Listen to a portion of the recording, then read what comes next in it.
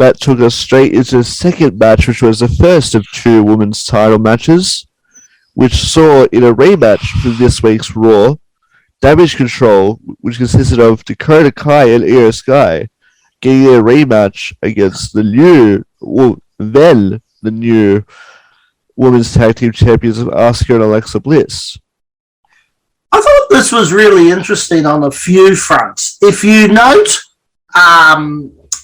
the pre-match interview with Alexa Bliss and Asuka, and the Bray Wyatt thing sort of flashed up and it distracted her for a minute. So clearly they're going to obviously link her back in with that story, I think. The other thing I thought was interesting was not so much there was a rematch after 5 days, winning the title, but generally you don't drop it back. You don't win it and lose it in a week unless you've been a transitional team, and I don't see Asuka and Alexa Bliss as a transitional team. So there was a few things there, whether they've decided to drop it so Alexa can get involved in the Bray Wyatt thing. And if that's the case, surely they knew 5 days ago before they won it. And it leaves Asuka a bit high and dry. Because why would they have that little thing come up with Bray Wyatt in her interview if it wasn't? So I don't know. That was always a bit couldn't quite work out why you drop it 5 days later. Yeah, I think you might be right. I think it's storyline direction.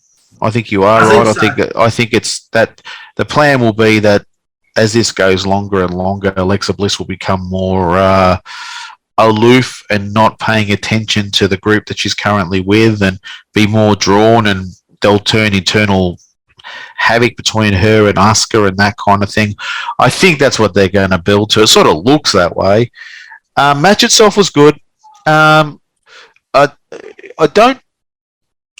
do see a change in booking and concept of psychology in matches now. I'm starting to see some change.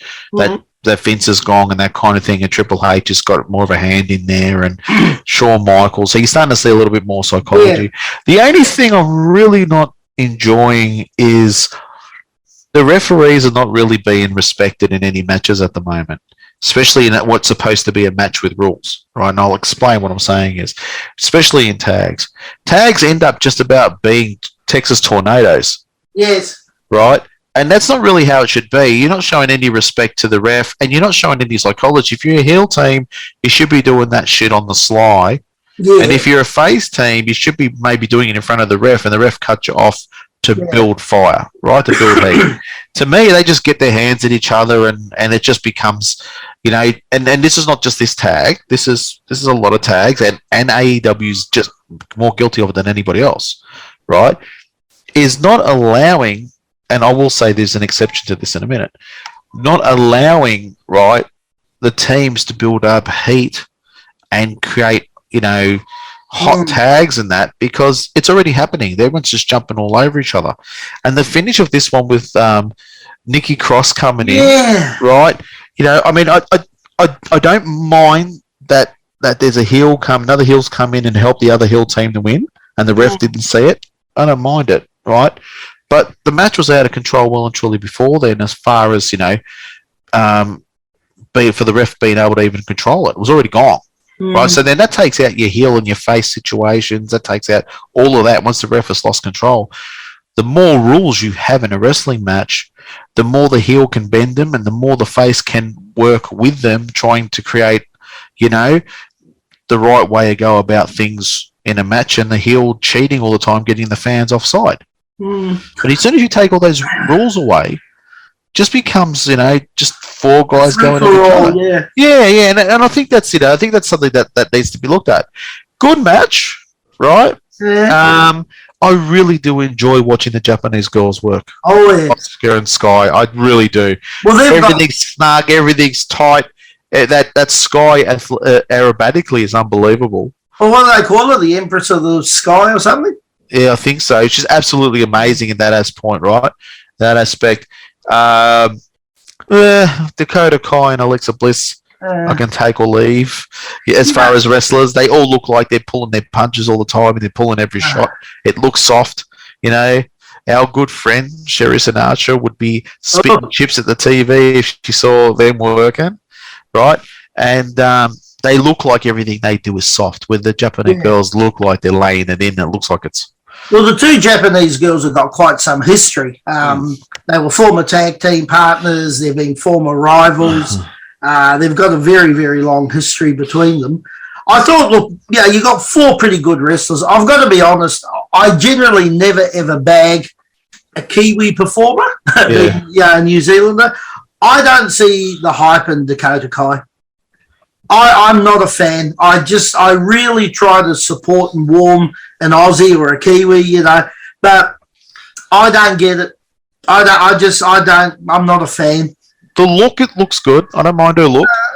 She looks like a crazy bloody person. Yeah, I like the look. But she's not a good worker. No, and neither is Alexa Bliss. No, but Alexa's great eye candy, but... I agree, but seriously. If you look like when she drops a knee, she drops to her feet first and then lands. She throws a punch misses by a mile. You know, the same thing with Dakota Kai. Over soft. They work over cautious. And then you're in the ring with the two Japanese girls, which everything is snug. You know, everything is tight, right? And then, especially in that match, it really showed the contrast between the Eastern and Western style. You know, so, you know, that might be why I'm a little bit like that with it. But good match. I personally gave it a 6. Huh? Did you like the Nikki Cross interfering in what potentially was a really, you know, okay match without having her interfere? Okay, so I don't know if I would have written it that way. I would have written it if I'm leading towards Alexa Bliss moving across. I would have flashed up with the Firefly thing on the screen or the Firefly music and took her attention away and she lost the match. Right? That's how I would have done it. Well, they're obviously looking at doing something between Bliss and Nikki Cross again, former tag team partners. So, I don't know. I mean, I don't know that I'd be investing a lot of money and time in Nikki Cross. No, but I would if I'm looking at a loss between the current face team and I've got one of the faces that sort of is compromised, I would use that compromise to create friction between the face team. You know, conflicts make money. Yeah. Personal issues make money. So if it becomes a personal issue where she's now not looking after her partner and she's got something like basically the Firefly thing is like a drug addiction. She's got a thing that's taking over her life. You should have used that. Oh, yeah. It would make a lot more sense because there's a few unknowns in this, Anthony. You're our lady wrestler expert, but, you know, to have Asuka and Bliss drop the belts after 5 days, have Nikki Cross involved, have the Firefly, thing that before the start of the match when they've been interviewed, it's very messy in terms of, they could be going three or four different ways with this. That they could, and see when Nikki Cross re-debuted with that crazy character, she took out Bianca. Yes. Then took out Bailey after that. Yeah. So I'm like, okay, so she's gonna do whatever she wants, basically. Well, they seem to have dropped off, for her pardon the pun, Doudrop, who was with her. They seem to have decided, well, that's not working, those two. I mean, that was a ridiculous gimmick. Yeah. That was ridiculous. Like her her as the superhero with Doudrop. Yeah. It was ridiculous. It was Laurinaitis and Vince booking. Right. What did you give this match out of curiosity, Mick? I gave it a 6. I thought technically, especially with the Japanese girls, were great. Yeah, I gave it a 6. I enjoyed the Japanese girls watching them. I didn't really enjoy the finish, and I don't know whether I would have personally, if I was going to lead to a storyline with Alexa Bliss turning on Asuka to join the Firefly, then you've got an already ready-made match between a great worker like Asuka and a worker she's all right, but she's not a great worker.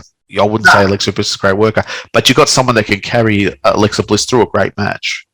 Yeah, but see, the other thing now, investing, it's a wee bit like investing all this time and money into Liv Morgan, if they start doing the same thing with Nikki Cross, who I don't think's really got it, but you've got Charlotte and Becky Lynch due back any minute now as well. So it's going to start getting a bit crowded and muddled. But let's look at Charlotte and Becky Lynch, and we're getting off topic a little bit, but Becky's got a kid now. Kid 2 could be on its way very shortly. How long is her full-time wrestling career going to be around for? Charlotte just got married again for the second time, I believe. Yes. Right? Maybe, there's little Andrade's wanting to run around there in a couple of years' time. So how many years have we got Charlotte for? In women's wrestling, right, their time period is a lot shorter. Right, look, I agree, but would you be invested in Nikki Cross? Maybe not. I don't know. Maybe they know her better than I do, but I don't know if I would. But I would be definitely investing in Bayley, which is, and investing in, I'm not sure about Liv Morgan. I'm still not 100% sold about that. Nah. But Rhea Ripley, every day of the week. Dakota Kai has potential. She just looks so soft when she works. Like it's big misses and this and that, and but there's. I think with the women's division, you've got to always be looking at one of these girls could be off. For some reason they decide, listen, I don't want to wrestle anymore. I want to stay at home. Whatever it's going to be. So I think the turnover, and in Japan, the turnover is high. It's huge, the turnover in Japan of the women's wrestlers. They're on top for very short periods and gone pretty much. So, Asuka you would invest time into, Iyo Sky you would invest time into, But I'd say that might be why. I think at the moment with the women's division, it looks a little bit like they don't know which direction they're going to go. Yeah. It's sort of they're lighting about 40 fires, but they don't know which one to put out and which one to keep burning. The old saying, throw enough shit to the wall and something will stick. Well, and, I think that's a bit of that going on with the women's division. But I liked the match. The match wasn't bad. The match was all right, yeah. The Nikki Cross thing I thought could have been done. The finish could have been done a little differently. But I wasn't disappointed with the match. I thought everyone done their part. Love the Japanese girls, the way they work. Two interesting things came out of that match. I don't know if you boys noticed. Yeah. When they were talking at the very start of the match, before it actually started, and Dakota Kai was coming down, and Michael Cole was saying she's from Auckland, New Zealand. Yeah. The same place as the late great Tony Garea. I never heard that he died. Neither did I. No, so he must have, because they go, from the same city as our late great Tony Garea. He's a good worker, Tony Garea. Yeah, well, he did extremely well over there.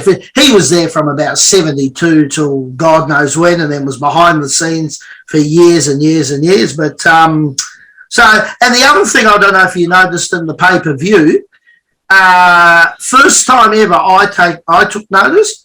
They had two female referees. Yeah, and they run into it. A black one and a white one.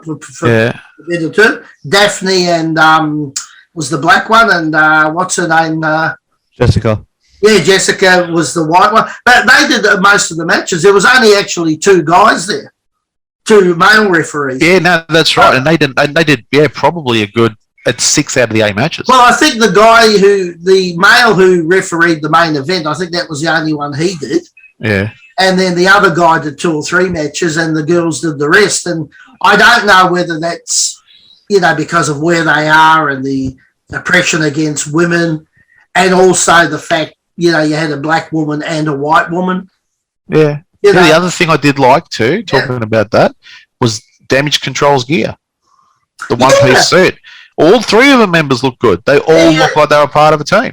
Yeah. So, what do you think, Anthony, overall? Because you're our guru on the ladies. Overall, I thought that this match didn't really need to happen. It didn't? No. Well, there's a couple of matches I like that, Anthony. That's I think when we were talking off here, it was sort of like a house show where there was a few matches for the sake of having a few matches. Yeah, and I'm guessing they're gonna go with Bliss versus Nikki Cross because Oh, Nikki Cross attacks Bliss, so that's the only natural progression from that. well, yeah. But this told me we'll get later on tonight. I thought, okay, so Damage Control went over. Yes. I'm like, okay, so does that mean that Bailey's going over? We're gonna walk out have all three as women's champion, much like Toxic Attraction over at NXT at one point. But which we'll get into that a little later on. Look, I gave it a 5. I just didn't think there was something about that match that just I wasn't that there wasn't any gelling. I mean, there was definitely jelly when it came to the Japanese girls, but I just think it was a bit of an odd way they did it. Yeah, it's as we're saying, like it's hard to know. Just out of curiosity, who was the producer of that one? Petey Williams. Who? Petey Williams. Oh, okay. Yeah. There you go. Yeah. Oh, well, I'm sure, in the fullness of time, we'll see in the next week or two what's going on. But, yeah, I don't know, just was a bit clunky. But anyway.